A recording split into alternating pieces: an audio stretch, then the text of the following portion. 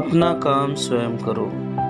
जीतू को अपने मोती कुत्ते से बहुत प्यार था।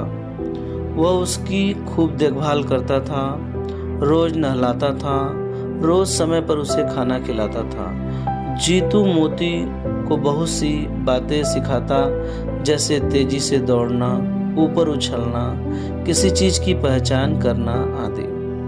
धीरे धीरे मोती बहुत शरारती होता जा रहा था। एक दिन उसने छलांग लगाई, बरामदे में लटके चिड़िया के घोंसले को गिरा डाला। जीतू स्कूल से आया तो उसने पाया कि घोंसला टूटा पड़ा है, तिनके जमीन पर बिखरे पड़े हैं और चिड़िया चींची करके रो रही है। मोती भौ भौ करके चिड़िया को भगाने की कोशिश कर रहा है। जीतू पल भर में समझ गया कि यह सब करतूत मोती की है। उसने मोती के दोनों कान खींचे, एक चपत लगाई और समझाया कि ऐसा नहीं करना चाहिए। माँ बोली, देखो यह बेचारी चिड़िया कितने दिनों से जुटी है, एक एक करके तिनके बीन कर लाती है। कितनी मेहनत से इसने घोंसला बनाया है। इस मोती ने एक ही झटके में इसकी सारी मेहनत पर पानी फिरा दिया। ओह बेचारी नन्ही चिड़िया, जीतू के मुंह से निकला। फिर वह सोचकर बोला, माँ गलती मोती की है, मैं उस गलती का प्रायश्चित करूंगा। कैसे बेटे? माँ ने पूछा। मैं चिड़िया का घोंसला बनाऊंगा, जीतू कहने लगा। माँ बोली, पर बेटे चिड़िया उसमें बैठेगी नहीं, अंडे नहीं देगी।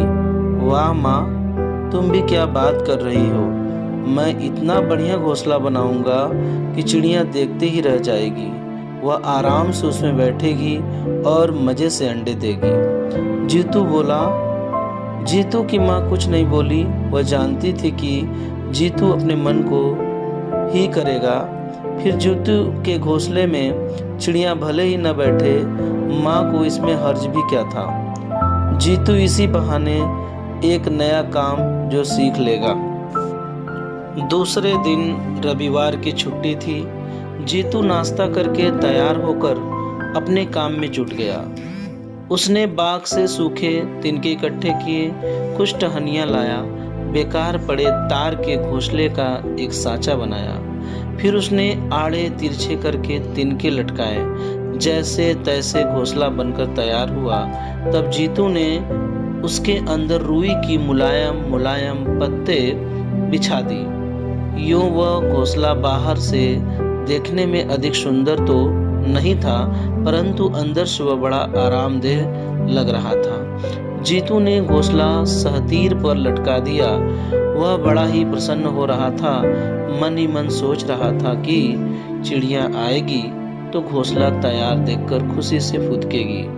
फिर वह इस घोंसले में नन्हे नन्हे अंडे देगी, उनसे बच्चे निकलेंगे। वे चींची करके बोलेंगे, घर में फुदकेंगे।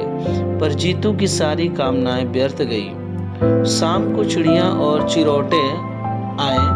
उन्होंने अपनी चोंच से घोंसले का एक एक तिनका निकालकर फेंक डाला। जीतू दौड़ा दौड़ा माँ के पास गया और रुआंसा होकर बोला, माँ चिड़िया ने तो सारा घोंसला ही नोच कर फेंक डाला है। बेटे, मैंने तुम्हें पहले ही समझाया था, ये छोटे छोटे जीव जंतु भी स्वावलंबी होते हैं, अपनी मेहनत से स्वयं अपना ही काम करते हैं। हम ही हैं जो दूसरों पर निर्भर रहते हैं, आराम तलबी चाहते हैं। माँ बोली, तो माँ मेरा आज का सारा परिश्रम बेकार ही गया? जीतू पूछने लगा। माँ ने समझाया, नहीं बेटे, पहला सबक तो तुम्हें चिड़िया से यह मिला कि हमें अपना काम स्वयं करना चाहिए।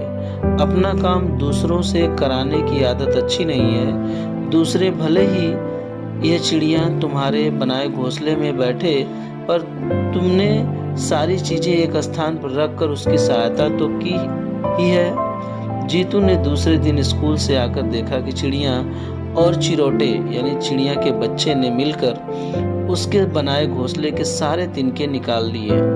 उन तिनकों से उन्होंने पास में ही एक नया घोंसला बना लिया है। वे दोनों ही बड़ी प्रसन्नता से बैठे बैठे चींची चींची चींची करके शोर मचा रहे हैं। माँ बोली, देखा जीतू, आज ये दोनों कितने खुश हैं।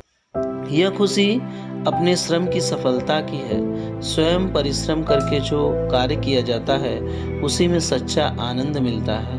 आज ये दोनों दिन भर घोंसला बनाने में ही जुटे रहें। जीतू सोचने लगा कि यह नन्ही चिड़ियाँ भी अपना काम अपने आप करती हैं, किसी पर बोझ नहीं बनती। फिर मैं भी अपना सारा काम माँ पर क्यों छोड़ूं? मैं भी अपना अधिकतर काम अपने आप ही करूँगा। अब जीतू अपने आप जूतों पर पालिश करता है, खुद अपना स्कूल का बस्ता लगा कर रखता है। प्यास लगने पर माँ को आवाज़ नहीं लगाता, वरन अपने आप पानी लेकर पी लेता है। अपनी चीज़ें भी संभाल कर स्वयं रखता है। माँ से उसे अब बात बात में टोकती भी नहीं है, वे उसकी सभी से प्रशंसा करती है।